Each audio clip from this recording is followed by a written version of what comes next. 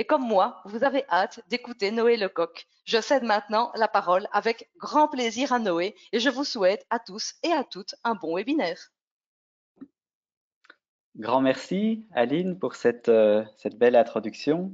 Donc, comme Aline l'a dit, je ne suis pas juriste et donc je vais parler ici du droit, des institutions et du climat, mais je n'aurai peut-être pas toujours le vocabulaire le plus précis par rapport à un public de juristes puisque je suis de formation scientifique. Mais enfin, je vais essayer de faire de mon mieux et j'espère que vous serez compréhensif si parfois je suis un peu imprécis dans certains termes.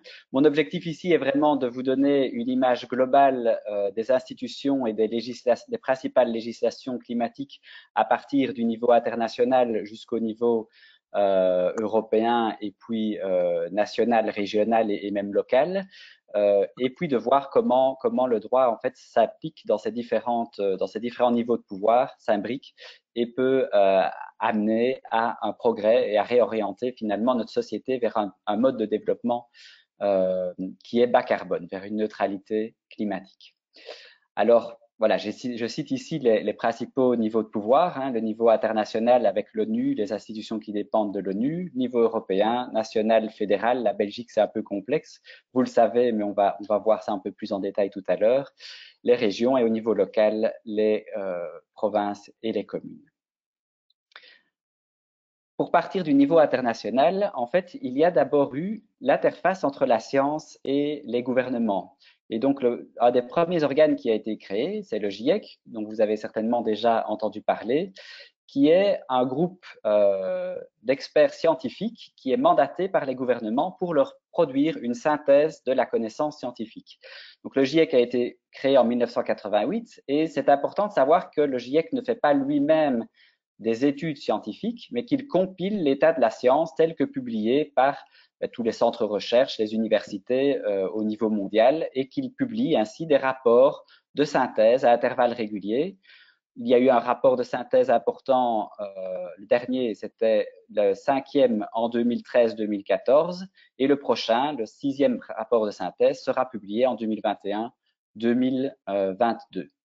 Donc c'est une institution qui a pour vocation à informer les gouvernements à la fois sur l'état de l'évolution du climat, mais aussi sur les solutions, l'état d'avancement des solutions techniques possibles, leurs coûts, leur potentiel, etc. Je mentionne très rapidement aussi l'IPBES, qui est un peu l'équivalent pour la biodiversité. On l'appelle parfois le GIEC de la biodiversité. Je ne vais pas en parler beaucoup ici, mais voilà, sachez qu'un corps équivalent existe au niveau des Nations Unies. Alors, je vais commencer par une notion scientifique sur le climat et ce sera la seule que je vais aborder dans cette présentation puisque ce n'est pas l'enjeu principal, qui est la notion de budget carbone. C'est la notion que Greta Thunberg en fait met toujours en avant quand on l'interroge. Et que dit cette notion de budget carbone? Pourquoi est-elle importante à comprendre si on s'intéresse au changement climatique? Bien, elle dit que le niveau de réchauffement, en gros, en première approximation, il est déterminé par le stock de CO2 dans l'atmosphère. Donc, non pas par la vitesse à laquelle on émet, mais par la quantité de CO2 qui est accumulée au total, parce qu'il faut savoir que le CO2, une fois émis en surplus dans l'atmosphère, va y persister pendant des décennies, voire des centaines d'années. Alors, depuis le 5e rapport et le rapport spécial sur 1,5 degré du GIEC, on a un chiffre relativement précis pour savoir ce qu'on peut encore émettre pour rester sous 2 degrés de réchauffement. Pour avoir 2 tiers de chance, 66% de chance de rester sous 2 degrés de réchauffement, l'humanité peut encore émettre, à partir du 1er janvier 2018, 1170 gigatonnes de CO2, des milliards de tonnes de CO2. Est-ce que c'est beaucoup? Et ça représente en fait 29 années au rythme d'émission annuelle qui est d'environ 40 gigatonnes de CO2 par an. Bien sûr, si on veut rester à un niveau de réchauffement plus bas, le stock de CO2 dans l'atmosphère qu'on peut atteindre au maximum est plus bas. Donc pour 1,5 degré, on peut aussi définir le budget d'émissions qui reste, restant. Donc c'est à ce moment-là 420 gigatonnes de CO2 et ça correspond à 10 années d'émissions à partir du 1er janvier 2018. Si on va au-delà de ces budgets d'émissions, eh bien, on arrivera à un niveau de température plus élevé. Par exemple, si on va jusqu'à 2100 gigatonnes de CO2 émises à partir de 2018, eh bien là, on a 2/3 de chance de rester sous 2 degrés, sous 3 degrés, pardon, et malgré tout, quand même, 1/3 de chance d'avoir un équilibre qui sera supérieur à 3 degrés à ce moment-là. Ce qui est important, c'est de comparer ces budgets carbone, ces budgets d'émissions, aux émissions potentielles que l'on peut encore avoir si on continue à exploiter les réserves fossiles, le pétrole, le charbon et le gaz, de la manière dont ça a été fait jusqu'ici.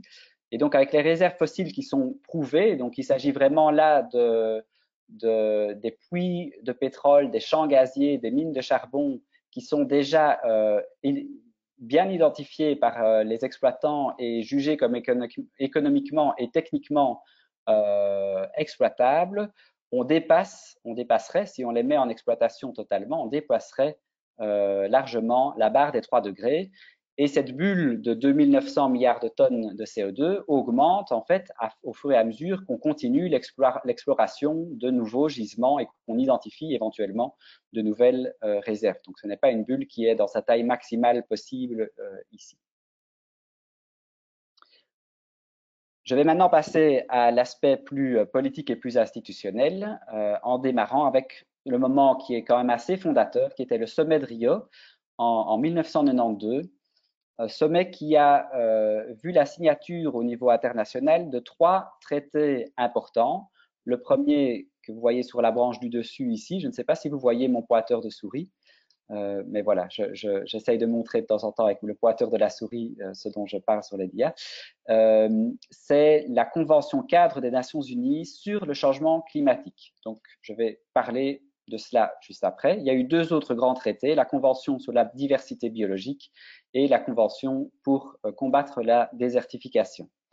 Alors, ce qui nous occupe ici, la plus connue de ces 3 conventions, même si on commence à parler un peu plus de la Convention sur la biodiversité aussi depuis quelques années, mais donc la Convention sur les changements climatiques, il y a tout un texte évidemment dans l'accord. Je vais simplement ici citer son objectif. Donc les parties signataires, qui sont l'ensemble à peu près des pays membres des Nations Unies, se sont engagés à stabiliser les concentrations de gaz à effet de serre dans l'atmosphère à un niveau qui empêche toute perturbation anthropique dangereuse du système climatique. Donc c'est un principe, il y a toute une série d'autres principes dans cette convention. Vous voyez aussi que cet article permet aux parties de se réunir dans des conférences, les conférences des parties, pour adopter des instruments juridiques connexes pour détailler de manière un peu plus précise comment atteindre cet objectif de la convention cadre. Et donc, il y a eu toute une série de négociations, de conférences des parties dans les années ultérieures. La première COP à Berlin en 1995, la troisième à Kyoto, dont on a beaucoup entendu parler, en 1997. Il a fallu à ce moment-là quelques années pour négocier ce qu'on appelle le protocole de Kyoto, qui a été un premier accord au niveau mondial pour des réductions d'émissions, principalement dans les pays développés, entre 2008 et 2012. Donc, vous voyez que la période de négociation était jusque 1997 et l'action des États suite à ce protocole de Kyoto était sur 2008-2012, donc une dizaine d'années plus tard. Alors, je ne vais pas faire le détail de toutes les négociations ici, nous n'aurons pas le temps, mais un moment important était la conférence de Copenhague en 2009, qui a été un échec, puisqu'on essayait à ce moment-là, au niveau des différents pays, d'atteindre un nouvel accord pour succéder au protocole de Kyoto, mais ça n'a pas été possible. Et il a fallu encore 6 années de négociations pour arriver à la date de 2015, à la COP 21 à Paris, où a été engrangé l'accord de Paris, qui est réellement un accord absolument important. Et je vais un peu plus m'attarder sur cet accord de Paris qui détermine maintenant vraiment le cadre de l'action climatique internationale. Donc, l'accord de Paris, peut-être avant d'entrer un petit peu dans son contenu, il a été ratifié de manière extrêmement large. Vous voyez que tous les pays visibles sur la carte, d'abord, ont signé l'accord de Paris. La majorité, la très grande majorité l'ont ratifié, si ce n'est quelques pays comme la Libye, l'Angola ou l'Iran n'ont pas encore ratifié. Ça, c'est l'état d'avancement au mois de septembre. Et il y a un pays qui vient de s'en retirer, on l'a entendu récemment, ce sont les États-Unis, puisque le retrait des États-Unis est effectif depuis le 4 novembre. Mais Joe Biden a promis de rejoindre rapidement en janvier à nouveau l'accord de Paris. Ce qui caractérise cet accord, c'est que c'est un accord vraiment universel et dans lequel tous les pays parties s'engagent maintenant à définir des plans d'action climatique pour réduire leurs émissions de gaz à effet de serre. De nouveau, je ne sais pas si c'est un hasard, mais c'est dans l'article 2 que les objectifs principaux de l'accord de Paris sont mentionnés. Et donc, l'objectif phare dont on parle le plus, c'est l'objectif de limitation du réchauffement. Donc là, il y a un chiffre précis qui est cité. Donc, on doit, au niveau de la communauté internationale, limiter le réchauffement, l'élévation de la température moyenne de la planète nettement, c'est un mot important, nettement en dessous de 2 degrés par rapport au niveau pré-industriel, et poursuivre en même temps l'action pour tenter de limiter ce réchauffement à 1,5 degré. Donc ça, de nouveau, c'est un compromis politique avec 2 chiffres. Donc les États se sont quand même engagés à poursuivre autant qu'ils le peuvent l'action pour tenter de rester sous 1,5 degré de réchauffement.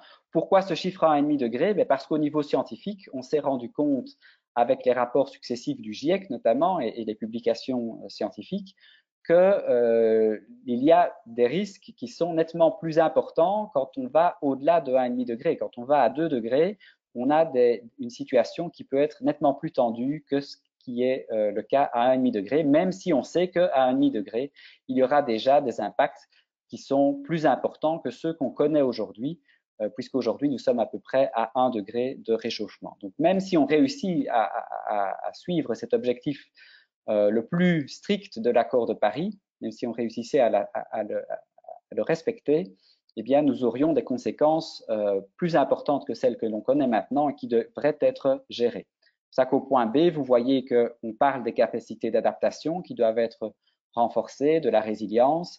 Et au point C, un élément important, la communauté internationale s'est aussi engagée à rendre les flux financiers compatibles avec un profil d'évolution bas carbone, avec une société en fait décarbonée. C'est une phrase assez importante puisque à partir du moment où un pays est signataire et a ratifié cet accord-là, bien, il peut difficilement justifier de continuer à investir, par exemple, dans des mines de charbon et dans des centrales à charbon, puisque là, on est en opposition directe avec un engagement légal qui est pris dans le cadre de l'accord de Paris. Cet accord de Paris, j'ai eu la chance d'être présent sur place. En fait, c'est depuis 2014 que j'ai assisté au COP, pas depuis 2004, c'est une petite précision par rapport à l'introduction. Mais donc, moi, c'était la deuxième COP à laquelle j'assistais. Et vraiment, à la fin de cette COP, il y a eu une espèce oui, je ne sais pas s'il faut dire de ferveur, mais une ambiance tout à fait particulière au sein des milliers de délégués, de diplomates qui étaient présents. Et on sentait qu'un moment historique était en train d'être atteint. D'une certaine manière, c'est un miracle diplomatique d'avoir réussi à avoir cet accord entre autant de pays avec des intérêts souvent divergents. Et parfois, on peut être critique de certaines faiblesses de l'accord de Paris, certaines limitations, mais néanmoins, c'est un cadre extrêmement utile et intéressant qui n'existait pas précédemment et qui donne quand même une perspective pour l'action multilatérale au niveau international. Donc, il y a l'objectif que je citais juste avant de température. Il y a aussi un autre objectif qui est cité dans le texte complet de l'accord de Paris, qui est d'atteindre la neutralité carbone au niveau mondial, c'est-à-dire l'équilibre qu'on ne pourra plus émettre de gaz à effet de serre en quantité supérieure à ce que l'humanité est capable d'absorber, de retirer de l'atmosphère. C'est en termes d'objectifs, je veux dire, concrets sur l'action climatique.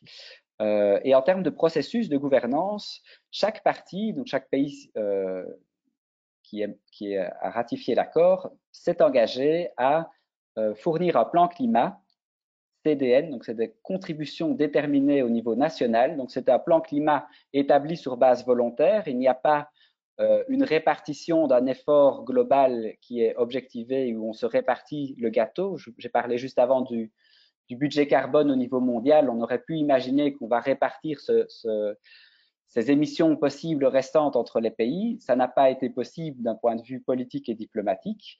L'idée est plutôt dans l'accord de Paris que chaque pays met sur la table l'effort maximal auquel il pense pouvoir contribuer. Et puis, on observe si ces efforts, si la somme de ces efforts nous permet de corriger la trajectoire au niveau mondial.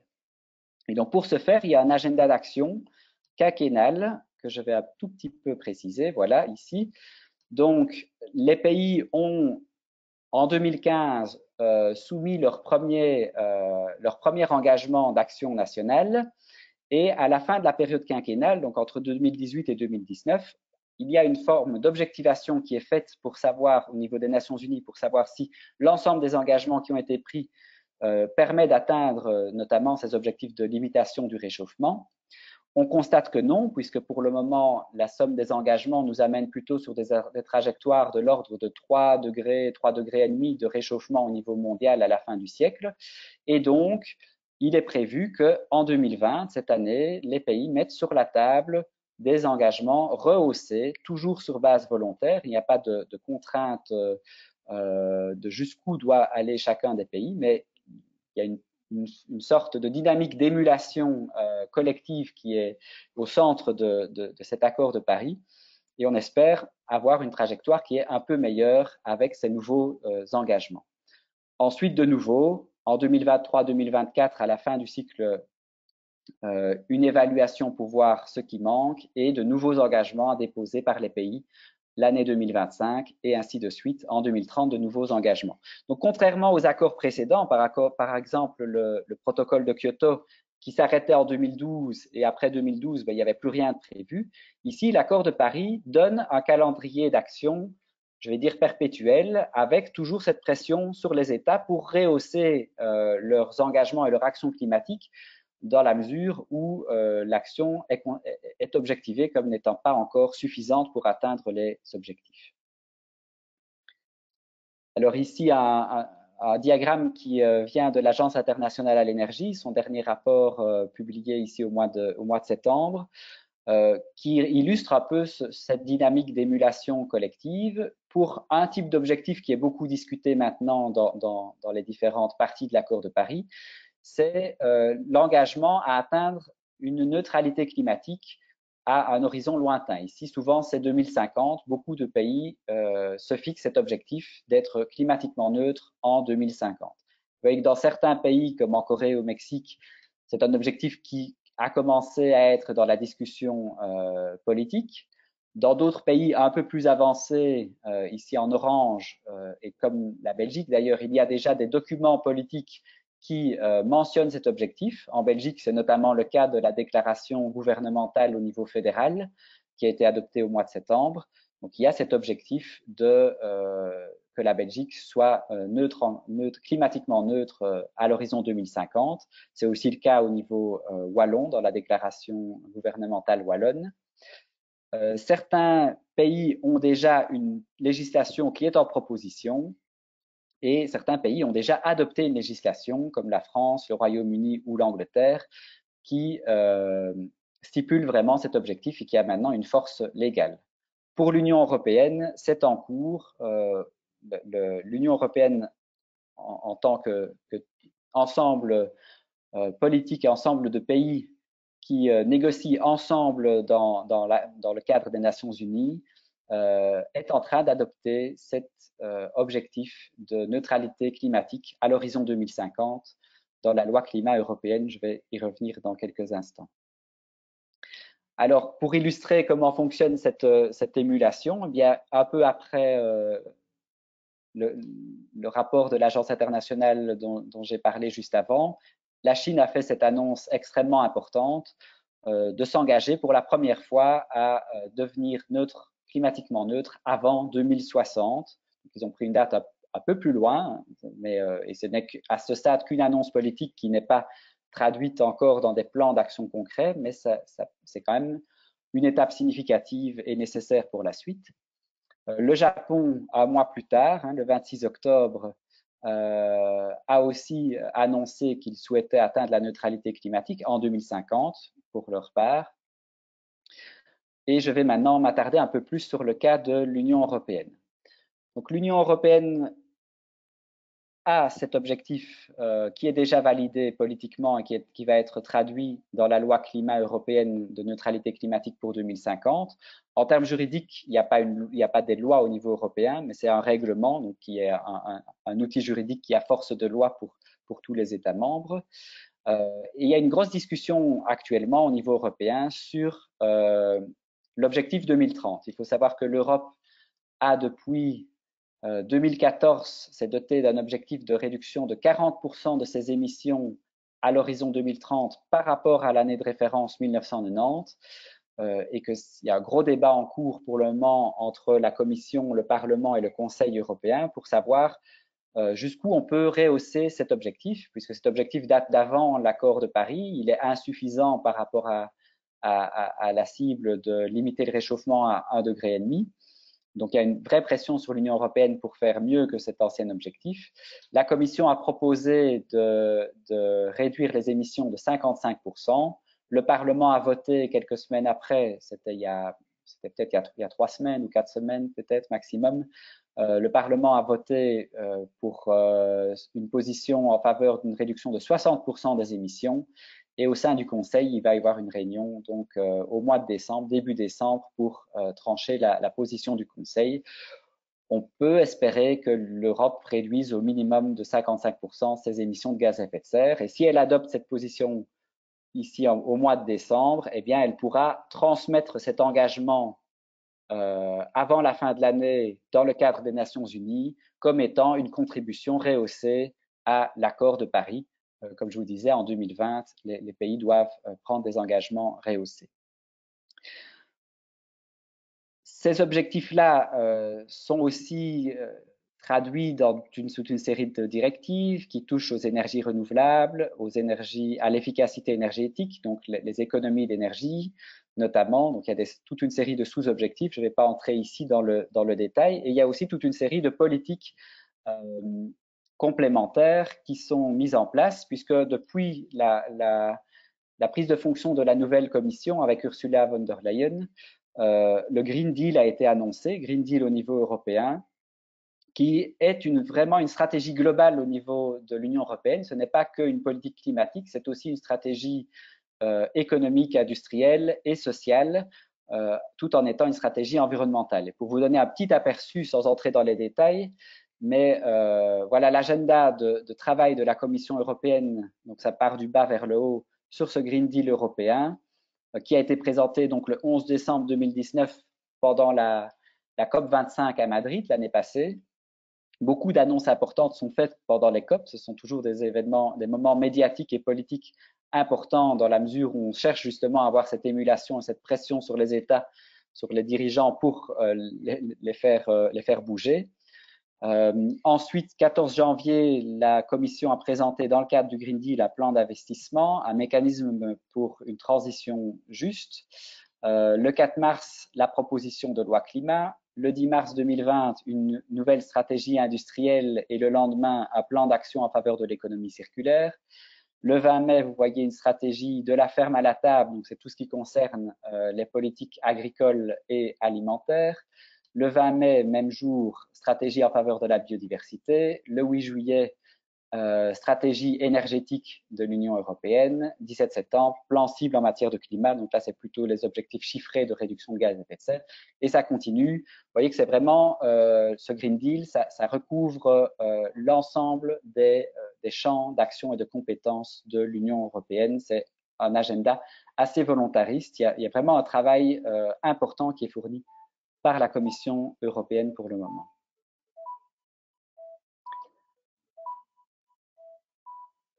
Alors, juste, voilà, une seconde, voilà. De nouveau, un diagramme qui est issu de l'Agence internationale à l'énergie pour un petit peu faire le point sur l'état d'avancement des efforts au niveau mondial. Ce diagramme illustre les émissions de CO2 historiques en gris pour la partie jusqu'en 2020, la première partie jusqu'en 2020, et puis des projections suivant différents scénarios. La trajectoire supérieure, donc le trait bleu, bleu ciel, je vais dire, ça correspond aux émissions que l'on peut attendre en fonction des politiques qui ont déjà été, des engagements qui ont déjà été pris par les États dans le cadre des Nations Unies. Donc, on voit que les engagements permettent d'éviter une hausse des émissions, puisque jusqu'à présent, les émissions mondiales augmentaient année après année. On a suffisamment d'engagements si les États les respectent. C'est encore une autre question. Ça. Si les États arrivent à respecter leurs engagements, on pourrait avoir une stabilisation au niveau mondial des émissions, mais une stabilisation des émissions ne mène pas à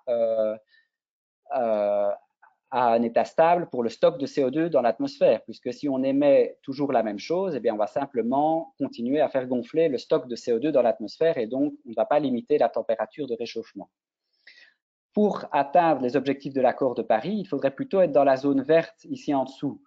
Net zéro en 2050, ça c'est un scénario qui est compatible en gros avec une limitation du réchauffement mondial à 1,5 degré. Et le SDS, c'est le scénario de développement durable de l'Agence internationale à l'énergie, pardon. C'est plutôt un scénario, on va dire, pour limiter un peu en dessous de 2 degrés le réchauffement. Donc, on doit en tout cas viser, dans le cadre de l'accord de Paris, à être dans cette zone verte le plus bas possible si on veut respecter l'accord de Paris. Et l'Agence internationale à l'énergie a regardé les nouvelles annonces qui ont été faites récemment en évaluant de manière très grossière ce que ça peut avoir comme impact à long terme si les blocs de pays qui s'engagent à la neutralité climatique font leur part des efforts supplémentaires annoncés. Eh bien, pour l'Europe, le Royaume-Uni, la Nouvelle-Zélande, la neutralité climatique en 2050 permet de réduire les émissions mondiales de cette couche bleue que vous voyez au sommet du graphique. Pour la Chine, l'annonce de 2060, vous voyez que c'est quand même un bloc extrêmement important. Ça permet de réduire encore de cette couche orange les émissions. Même si l'Europe et la Chine font ces efforts extrêmement importants et réussissent à atteindre ces réductions d'émissions, il reste encore toute une zone grise d'émissions excédentaires et donc il va falloir aussi qu'il y ait des réductions dans les autres parties du monde. Donc on espère évidemment que les États-Unis vont se joindre à la dynamique puisque c'est encore un autre bloc émetteur important. La Russie, l'Inde, voilà. On a besoin en fait réellement pour réussir à limiter le réchauffement climatique, on a vraiment besoin de la participation de tout le monde et personne ne peut dire oui mais moi mes émissions sont négligeables, il suffit que les autres fassent leur travail. On dit parfois ça en Europe, mais il faudrait que la Chine fasse son effort. Ça ne sert à pas grand chose que l'Europe fasse des efforts si la Chine n'en fait pas. Oui, les efforts de la Chine sont importants, mais les efforts européens sont tout aussi indispensables. Donc personne ne peut revendiquer une place de passager clandestin dans cette politique climatique internationale.